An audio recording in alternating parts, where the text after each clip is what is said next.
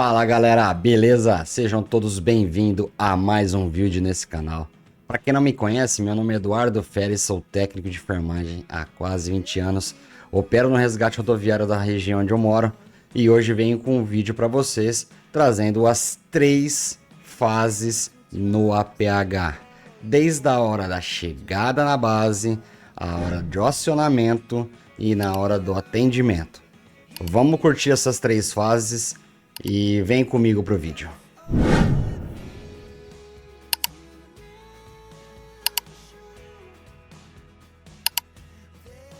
Bom pessoal, vamos discutir as 3 fases do APH, que é o pré-atendimento, o atendimento e o pós-atendimento. Galera, curta esse vídeo. Bom, nas 3 fases, vamos contextualizar da seguinte forma. O atendimento pré-hospitalar são divididos em 3 fundamentais fases. O atendimento, que é antes do atendimento, o atendimento em si e o pós-atendimento.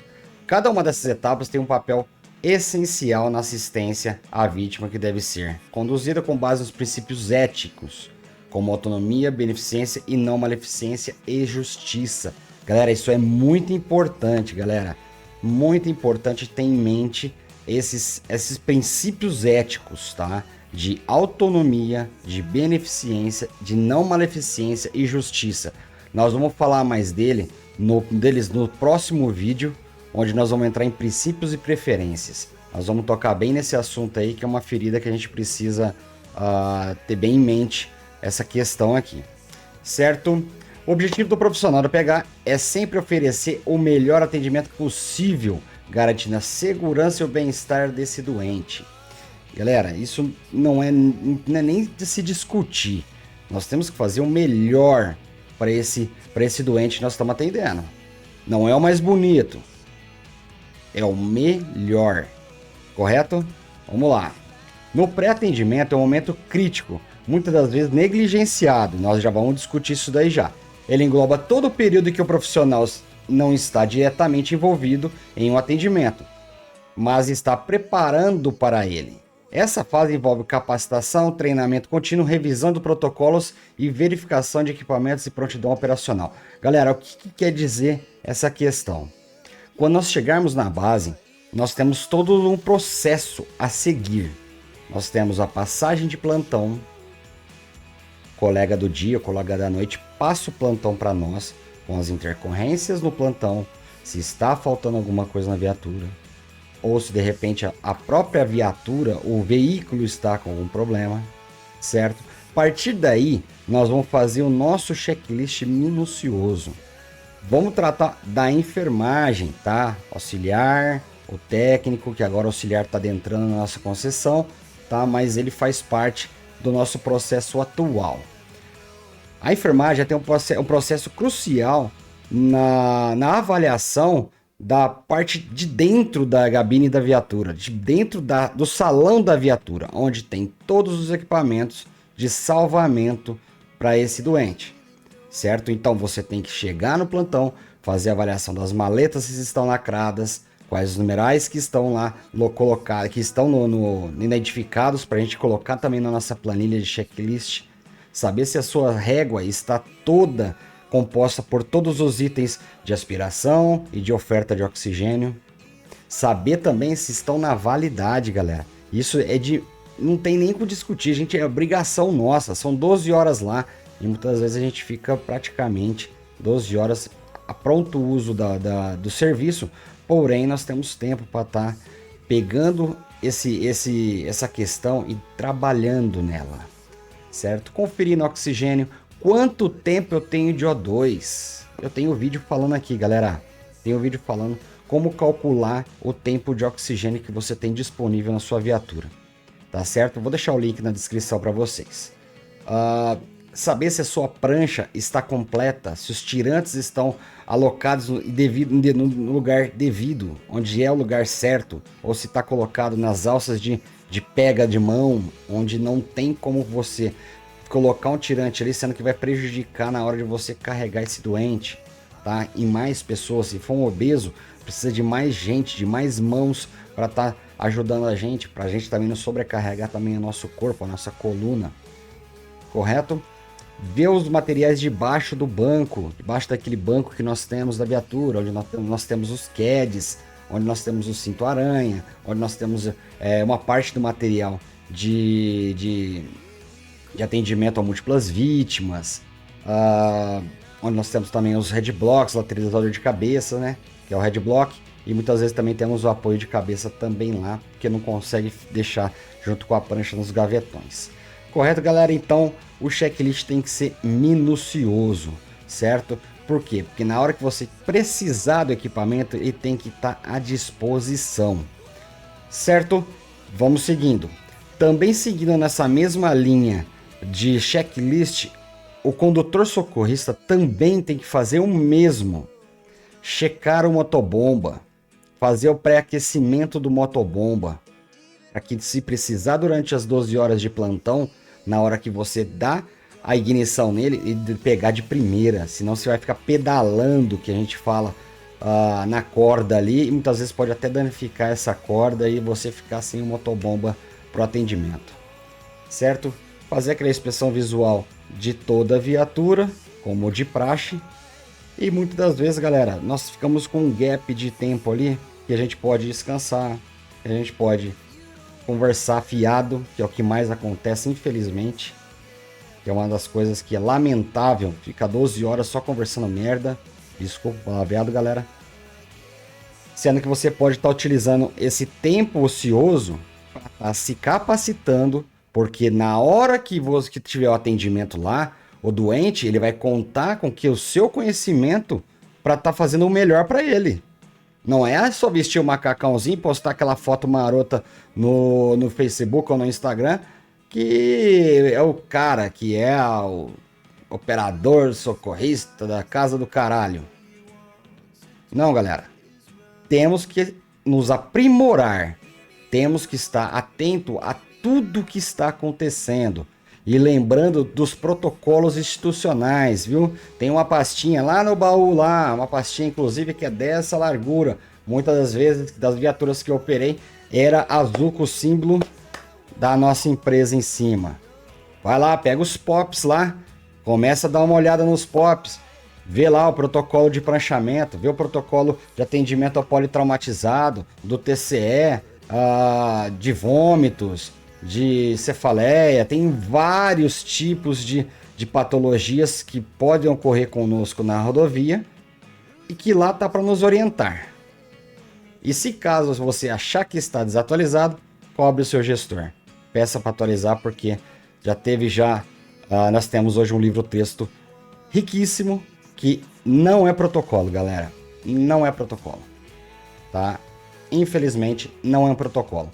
É um livro que é o PHTLS 10ª edição, que ele é um livro texto, é um livro que foi estudado, que é cientificamente comprovado que tudo que está ali dizendo pode ser implementado num POP. O que é um POP? Protocolo Operacional Padrão. Então, se você não sabe o que é essa sigla, tá aí. Certo? Então estudem esse material que também vai trazer bastante conhecimento rico para você e também para estar atualizando. Outra coisa, galera, vou descansar, são 12 horas ou então eu faço 24 horas no plantão, no resgate. Galera, é impossível você ficar 24 horas acordado, você também precisa ter o seu descanso, o seu período de descanso.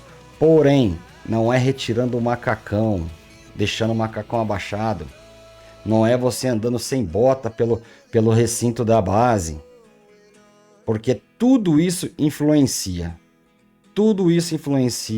em algo que nós já vamos estudar no próximo slide.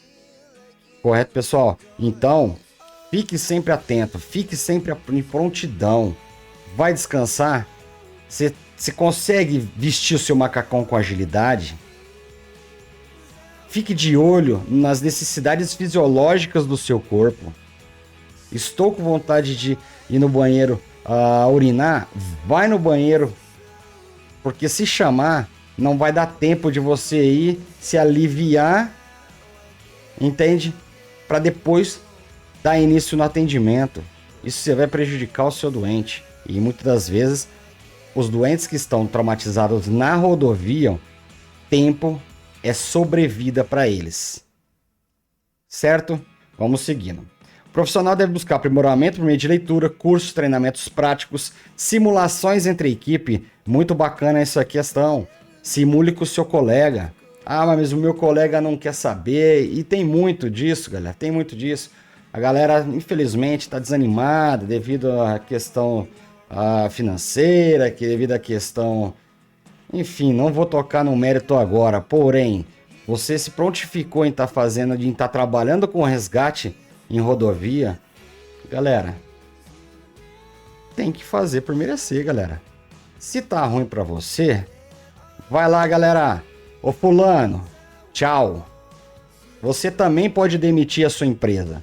Não se esqueçam disso. Não é só a sua empresa que pode demitir. Você também pode demitir a sua empresa. Se você estiver insatisfeito, demite a sua empresa e vá galgar outros lugares, outras empresas de atendimento hospitalar que de repente estejam pagando mais, ou que de repente tem um benefício melhor, ou que de repente tem um gestor, um líder melhor. Só que já vou de antemão avisando para vocês. Muitas das vezes a dinâmica é muito pareia. Tá bom? Então vamos lá. Pois o nível de qualificação influencia diretamente nas decisões que serão tomadas no momento crítico do atendimento. Lógico, conhecimento, você se aplica. Correto? Se você não tem conhecimento, você vai ficar batendo a cabeça, você vai ficar desesperado, você vai ver um paciente com hipoglicemia e achar que ele está parando. Sendo que você tem mecanismos, você tem materiais ali para estar te dando um embasamento para você saber se é uma hipoglicemia ou não. Além disso, a verificação dos equipamentos deve ser feita no início de cada plantão, garantindo que estejam em perfeito estado e funcionamento e dentro do prazo de validade. Foi o que nós começamos falando no início. Beleza? Vamos para o próximo. Essa daqui é o pré-atendimento e a preparação é a chave de tudo. Vamos lá, vamos falar sobre a parte mais crucial, que é o tempo-resposta. Ele faz parte do pré-atendimento. Eu vou ler para vocês e depois vamos contextualizando. Tudo isso aqui foi retirado daqui, então muitas vezes eu vou falar uma palavra que vem na minha cabeça, mas está aqui ou tá outra. Outro aspecto essencial do pré-hospitalar é a prontidão, pronto uso. Desde quando eu iniciei esse canal eu falo do tal do pronto uso. Teve um dia que eu falei assim, Jesus, num vídeo só eu falei 250 vezes pronto uso. Por quê? Eu fico trajado, quem trabalha comigo sabe. Eu fico com o meu cinto de batalha, eu fico com a minha calçado com as minhas joelheiras, eu fico com a minha bota fechada, o meu colete já fica pronto para usar, porque de repente se for também um capotamento eu tenho que retirar tudo e vestir a roupa de aproximação para mim estar fazendo a extricção do doente, para mim estar chegando próximo desse veículo. Correto? Então, eu tenho que treinar, eu vestir todo o meu equipamento e também retirar rápido para mim não gastar tempo. E já vou falar o tempo de saída de base que a minha concessão preconiza. Vamos lá. Tempo-resposta é a soma do tempo de saída de base e o tempo de deslocamento até a cena. Coloquei até aqui embaixo. Tempo-resposta, saída da base, mais deslocamento igual. É um fator determinante na sobrevida da vítima. Lembrando, um doente com um choque, quanto mais cedo ele ser resgatado e atendido, aumenta a sobrevida desse doente. Certo, pessoal? Vamos lá. Para garantir uma resposta rápida, o profissional deve estar sempre pronto para a saída, minimizando atrasos causados por falta de preparo, como troca de roupas ou idas ao banheiro de última hora. É o que eu disse para vocês. Vai descansar? Não retire o macacão. Ou se for para retirar, retire somente a parte de cima. Se não, não retire nada. Não retire nada. Durma com a bota. O desconforto faz o ser humano evoluir. O sofrimento faz o ser humano evoluir. Não fique com dó, que eu mereço, meu pé tá doendo. Foda-se se seu pé tá doendo. Você tá ali é para isso. Você tá ali é para sofrer mesmo. Você tá ali é para resgatar a vida. Você não tá ali para ficar na sua zona de conforto, não, garoto. Você tem que chegar ali e vai pro arrebento. Tem que estar preparado para ir pro arrebento. Não é sair do quarto lá na hora do descanso e lá, eu vou lá urinar lá e o socorrista sai correndo para ligar a viatura ou até mesmo catar sua bolsa de soro fisiológico e levar para a viatura. Não, cara. Lembre-se, exemplo gera exemplo. Seja o exemplo da sua base. Seu condutor não faz, você faz. Se ele não fizer de novo, orienta o cara. É seu amigo? Orienta mais ainda. É seu amigo mesmo? Então vai dar uns tapas na cara dele pra ele criar homem e fazer a coisa certa e honrar a porcaria do macacão que tá vestido. Vamos lá, galera. É isso aí. Prontidão não significa agir de forma irresponsável durante o deslocamento. Esse daqui é um ponto bem chave que muitas das vezes o pessoal e os condutores socorristas, ou até mesmo a equipe de enfermagem, a equipe de socorrista, tem, galera, só para contextualizar a questão de socorrista, condutor socorrista e enfermagem. Tem concessionárias que trabalham com 2 socorristas, um condutor socorrista e um socorrista, tá? Tem concessionárias que trabalham com um auxiliar de enfermagem e um condutor socorrista. Nós aqui estamos operando como um condutor socorrista e um técnico de enfermagem. Porém, agora vamos trabalhar com um condutor socorrista e um auxiliar de enfermagem, tá? E tem as USA que trabalham enfermeiro, médico e condutor socorrista. Beleza? Então, o acidente já aconteceu. Não dá para você ganhar tempo correndo pelo erro que você cometeu lá atrás de não ter saído na base. A saída da base da nossa empresa, o tempo de saída de base da nossa empresa é de 1 minuto. Ah, eu não consigo colocar minha bota. Foda-se. Tem que sair em 1 minuto. Tem que sair em 1 minuto. O PHTLS, ele fala pra gente que em 10 minutos a gente tem que sair do atendimento para levar para o hospital. Como que se eu demorar 5 minutos para sair da base que eu vou conseguir fazer avaliação primária, avaliação de cena, né? Avaliação de cena, avaliação primária, retirar o doente, colocar na minha viatura, avaliar para ver se vai ter uso, se não vai ter uso, se para qual hospital que vai, toda essa dinâmica. Não dá. Eu vou sair de lá com mais de 40 minutos. Lógico, salvo enganos, tem atendimento que infelizmente não tem como, tá? Uma colisão traseira entre 2 carretas, 2 CARs, nem sempre você consegue fazer restrição rápida. Muitas das vezes demoram. Vai todo... a gente tem que levar em consideração vários fatores ali. Tipo de carga que tá transportando. Qual tipo de lesão que esse doente tem. Quantas equipes tem no local. Cara, são variáveis e variáveis. Variáveis e variáveis. Então a gente precisa estar sempre atento. Mas PHTLS fala que em 10 minutos a gente tem que evadir do local com o doente direto para o tratamento definitivo. Certo? Então não justifique você sair tarde da base e pedir para o seu socorrista, seu condutor socorrista, sair em disparada a mais de 110 por hora, a muito mais de 110 por hora, porque isso você está cometendo crime, está fazendo o seu condutor cometer uma infração. E você não tem o direito disso, e o condutor também não tem o direito de fazer isso, porque você pode causar outros acidentes fazendo manobras evasivas que não há necessidade, tipo costurando a rodovia, a não ser que você tenha uma passagem livre, que os carros dê a passagem para você, você consegue dar uma ganhada de tempo. Porém, se o limite de velocidade é 110 a 110, 90 a 90, já aconteceu, tá? O acidente já aconteceu, lembra sempre disso. Vamos lá, o trajeto até a cena deve ser feito com segurança, respeitando as leis de trânsito, utilizando os dispositivos como sirene de forma estratégica.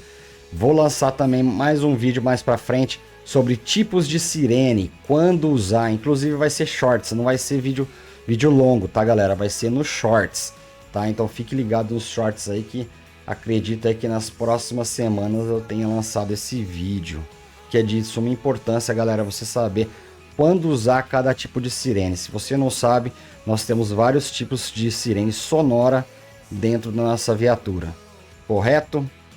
A comunicação com a central de regulação também é essencial para coletar informações detalhadas antes da chegada do local da ocorrência.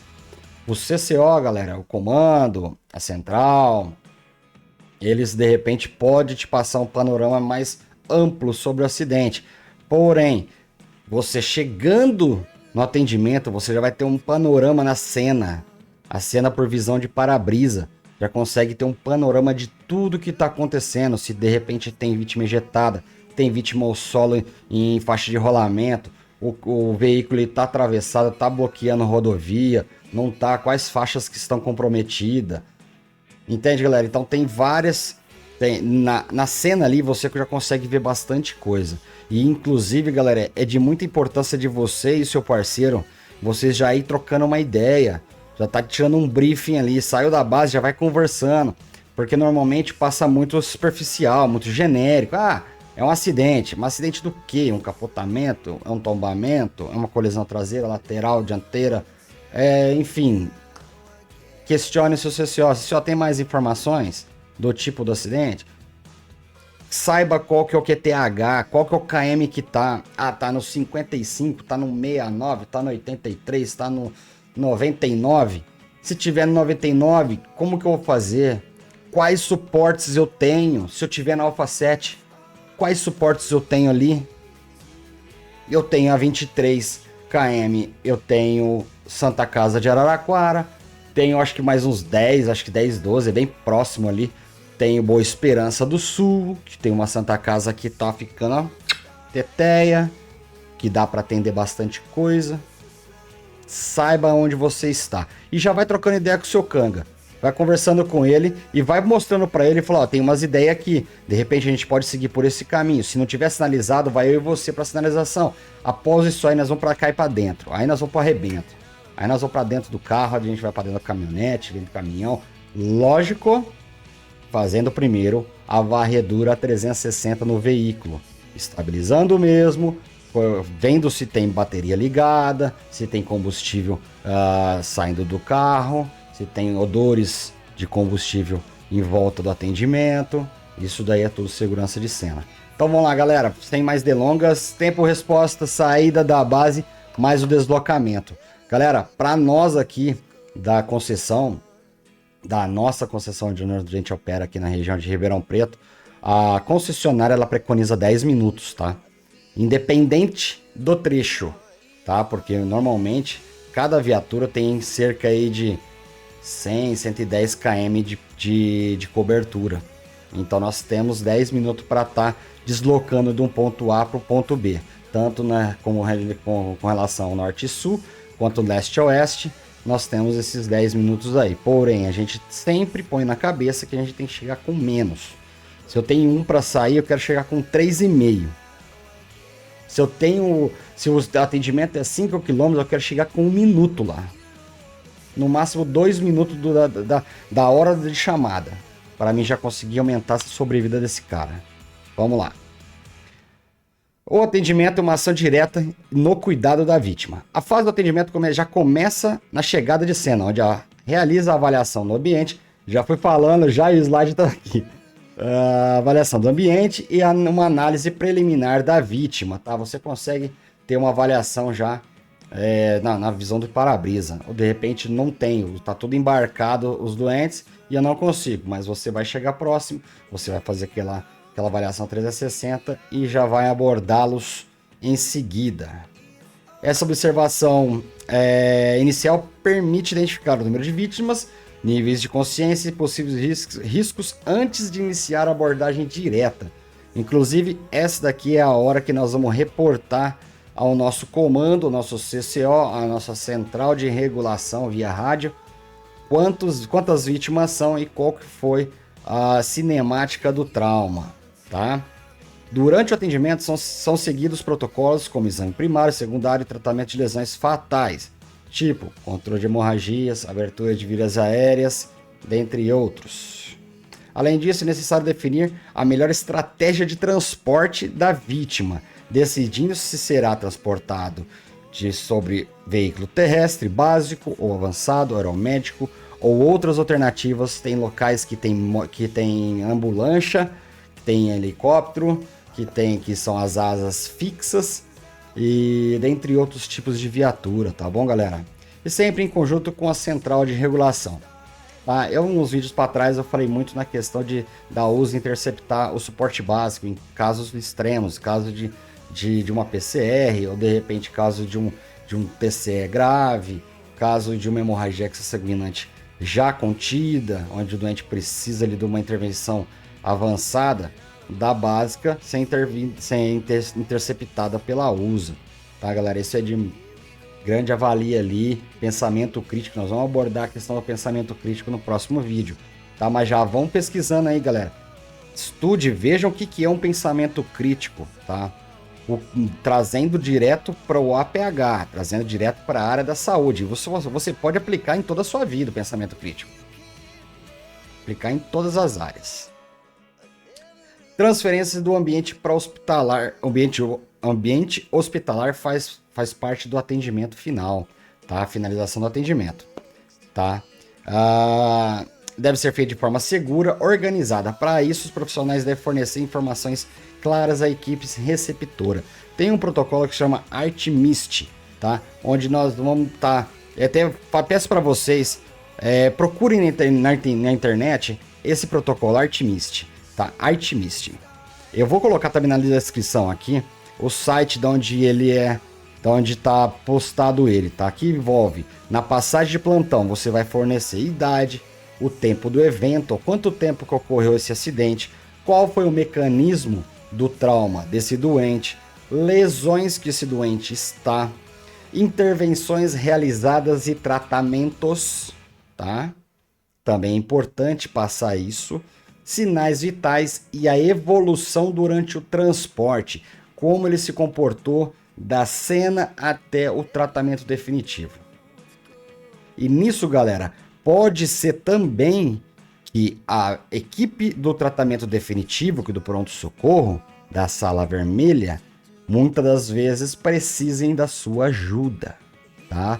Por escassez de mão de obra humana, por de repente você já tá mais assim alinhado com o médico que esteja lá, porque normalmente a gente trabalha na região que a gente mora, tá bem próximo, então muitas vezes você já trabalhou no pronto-socorro fulano de tal, eu já trabalhei no no hospital fulano de tal, onde tem aquela sala vermelha bacana, já trabalhei na Santa Casa, no centro de referência, então muitas vezes ali você já tem um médico ali, tem um enfermeiro, tem uma equipe ali que você já conhece, você acaba auxiliando eles ali, tá? Isso é até bom para você, é até bom para a equipe que está lá, tá certo? É até bom para tudo, para a sobrevida desse cara também. Beleza? O pós-atendimento. O pós-atendimento, galera, é quando você já está em QRV. Você saiu do tratamento definitivo e agora você está de regresso para a base, ou muitas das vezes, se você trabalha no suporte básico de cidade, por exemplo, o SAMU, Medicar, Medsalva, entre outras, você também pode ser redirecionado para outro atendimento na sequência. Isso também pode acontecer. Na rodovia pode acontecer? Sim. É comum? Não. No máximo a gente volta para a cena do acidente para estar auxiliando o pessoal da Índia, que é os inspetores, para auxiliar ali na questão de sinalização, ou até mesmo colhendo mais informações sobre as vítimas, porque normalmente a gente não vai chegar, eu não vou tacar minha prancheta ali, qual que é o seu nome? Eu não tô respirando. Eu vou ver questão de nome, endereço, isso, se eu conseguir que essa vítima fique estabilizada. Senão essa vítima vai sem nome, sem idade, sem endereço. Porque a prioridade não é a identificação dela, a prioridade é o salvamento dela. Então a parte de identificação será secundária após o término do meu atendimento. Aí com certeza eu vou voltar na cena novamente para procurar com o policial rodoviário, para procurar com a Índia se alguém ali das equipes ali tem alguma informação coletada desse doente. E muitas das vezes eu preciso voltar no tratamento definitivo para informar a equipe médica sobre nome, endereço, telefone, se tem parente ali na cena ou não. Tá bom, galera? Muitas das vezes, tá? Então, se você estiver no pré-hospitalar de cidade, SAMU e as outras empresas privadas, normalmente pode ser que você seja direcionado para outro atendimento.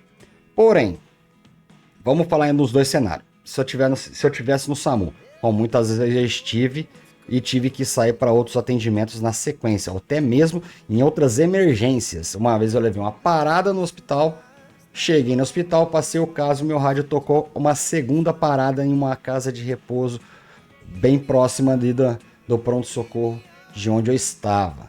Então já aviso o hospital para se preparar que está vindo mais uma parada. Se tiver outro centro de referência, divide com a regulação essa questão de estar levando um doente para cada local. Mas se caso tiver um pronto-socorro só, infelizmente a equipe médica desse pronto-socorro vai ter que operar com duas paradas ao mesmo tempo. Então, se você trabalha nesse tipo de trabalho, de cenário, você vai ter que fazer o quê? A finalização do seu atendimento no pronto-socorro. Finalizou? Se der, bate um papo com o seu condutor, entendeu? Faz um debrief com ele. Quais são os pontos a ser melhorado no atendimento? Quais os pontos que você faça o seu autoavaliação, sua autoavaliação. Olha para você, fala, cara, eu poderia ter feito assim. Cara, eu acho que eu pequei nisso. Cara, nossa, mas eu acho que eu deveria ter colocado a luva antes. Eu deveria ter colocado a luva de raspa antes, porque na hora que eu fui bater a mão para subir no para-brisa ali, para entrar pelo para-brisa da carreta, eu tava de procedimento, cara. Puta, eu acabei cortando a minha mão. Isso não pode acontecer. Então, a sua autoavaliação ali, você consegue ir melhorando o seu processo de atendimento para os doentes que vocês atendem. E da equipe, também é a mesma coisa. Troca uma ideia. Cara, o condutor, o socorrista, ó, foi fantástico, cara. Você fez um deslocamento seguro, deslocamento perfeito. Não chacoalhou a viatura foi assim estável, o doente tava instável, tá? Mas a viatura tava estávelzinha lá, cara, o doente foi tranquilo, tá? Melhorou muito a sobrevida dele. Ou então, cara, você entrou numa lombada, você passou numa lombada a 110 por hora, meu. Não dá, cara. Não dá. O doente quase grudou no teto da viatura. Se ele não tivesse pela amarração ali de cinto e dos tirantes da prancha, ele tinha agarrado no teto. Eu, então, tinha me jogado na parede da viatura. Ou na tampa traseira da viatura. Galera, tenha o bom senso de dar feedback. Você não vai criticar o cara. Não critique. Apenas expõe o que aconteceu e sugere a melhoria. Faça a sugestão de uma melhoria. Ó, eu acho assim, cara, que... Delicadeza, galera. Ali ninguém é melhor que ninguém, não. Ali a gente tá aprendendo todos os dias. O atendimento pré-hospitalar é uma evolução diária.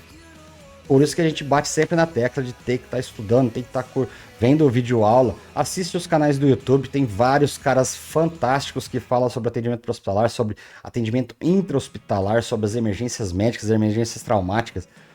Cara, use o seu tempo, precioso tempo, que a única coisa de valor que nós temos na vida é o tempo. Use com sabedoria. Aumente o seu intelecto. Leia um livro. Eu pus uma meta para mim esse ano. Esse ano eu vou ler 10 livros. 10 livros. Não quero saber como. Não quero saber como. Eu nunca li nem 2 na minha vida inteira. Porque meu TDAH não deixa. Eu fico ali.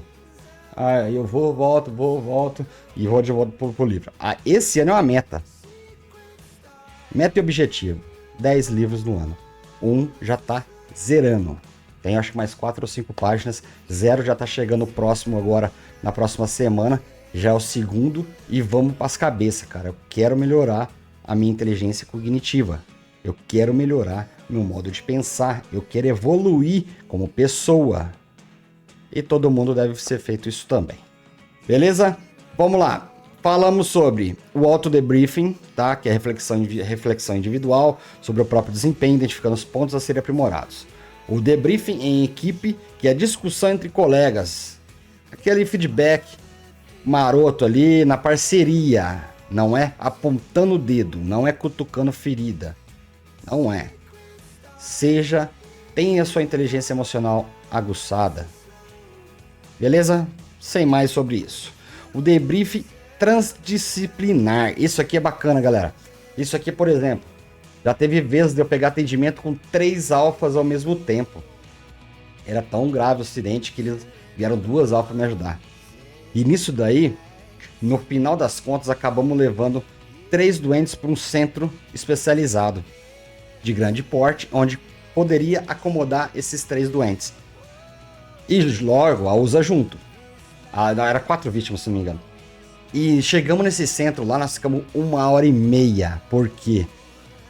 Pegamos o médico, enfermeiros, condutores, socorristas e enfermagem. Reunimos e trocamos aquela ideia. Cara, que da hora, cara. Que da hora. Cada um com o seu ponto de vista, cada um com a sua evolução, trazendo para você um feedback bacana. Cara, todo mundo ganha. Todo mundo ganha com isso. A empresa ganha, o doente ganha, a equipe ganha, você principalmente evolui. Você tá perto das pessoas que estão em ascensão. Se você tá com 5 pessoas em ascensão, você será a sexta. Se você tá com as 5 pessoas mais péssimas que tem no mundo, você será a sexta também. Então tenha em mente, estejam perto de pessoas que queiram sempre decolar, que esteja querendo algo a mais, que queiram ser o melhor, que queiram dar o melhor para o doente, que queiram aumentar a sobrevida dos doentes, que não queira ter tanta perda, apesar que nós não queremos ter perda na rodovia, mas infelizmente tem perdas ali que a gente consegue amenizar ainda, mais do que a gente já está fazendo. Beleza? Bom, concluindo tudo, é a evolução contínua no APH dos profissionais do APH. O atendimento pré-hospitalar é um ciclo contínuo de preparação, ação e reflexão. Preparação, ação e reflexão. Cada fase desempenha um papel essencial para a qualidade do serviço prestado e, consequentemente, na sobrevida e na recuperação das vítimas. Olha, essa frase ficou muito boa. Vai. Escreve aí. Ao buscar o conhecimento e se preparar constantemente, o profissional investe em seu próprio aprimoramento e na excelência no atendimento prestado. A dedicação ao aprendizado contínuo faz toda a diferença na eficiência da resposta às emergências e na segurança do paciente. Se você atua na PH, reflita, galera, sobre esses 3 fases e busque sempre aprimorar o seu desempenho. Afinal, segundo conta, minuto conta, hora conta, pode significar a diferença entre a vida e a morte. Pessoal, bacana, né? Espero que vocês tenham gostado. Foi de coração mesmo. E a gente está tentando aprimorar a cada dia mais. Fique de olho nos cronogramas da empresa. A empresa agora está com um programa de educação continuada. Abra seu coração. Sabemos que o cenário não está favorável para todo mundo. Sabemos que estamos magoados, chateados por dezenas de coisas que estão acontecendo. Porém, a nossa meta e nosso objetivo é um só: fazer a melhor prestação de serviço para o nosso contrato. Chique, galera. Espero que tenham gostado. Se gostou, se inscreva no canal, deixa aquele seu like, ative o sininho de notificação e venha ser a PH em ação. Aquele abraço.